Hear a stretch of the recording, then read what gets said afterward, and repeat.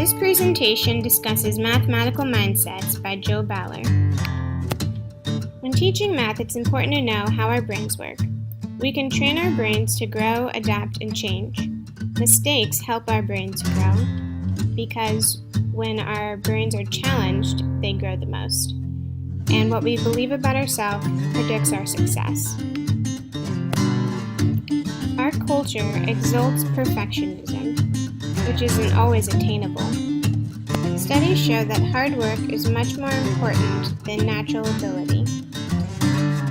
Math is about exploring patterns.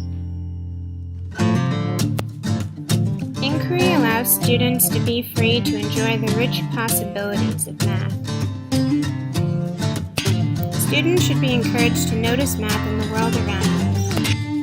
Joe Baller discusses some ways math shows up in nature, such as spiderwebs, snowflakes, and echolocation. Traditionally, students learn mistakes are bad. They have to memorize equations, which causes a lot of anxiety for students. In real math, students are allowed to come up with their own solutions, find connections between concepts, and be able to grow. There are many misconceptions about math. One is that the faster you are, the smarter you are. But it's more important to think deeply than it is to think fast. Basic math facts should be taught conceptually, not in isolation. Rather than seeing some students as gifted, teachers should believe in all their students and give them an opportunity to wrestle with challenging math tasks. There are studies that show that grouping students by their ability has hurt all students. All our students should feel successful in math, including students of color and girls.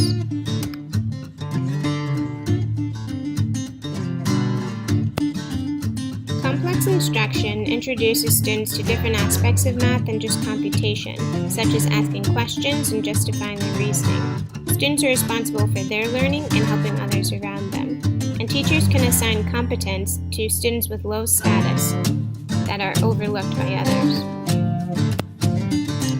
It's important that we teach students how to work together. Some ways to assess for a growth mindset include constructive feedback, self-assessment, peer assessment, self-reflection, and group tests. I know what you're thinking. This is all going to take a lot of time and a lot of effort. Try starting by collaborating and modifying existing curriculum. Then expect your students to learn a ton of great things. Joe Baller says, when mathematics is taught as a connected, inquiry-based subject, inequities disappear and achievement is increased overall. Use research-based creative math to unleash your students' potential. Created using Powtoon.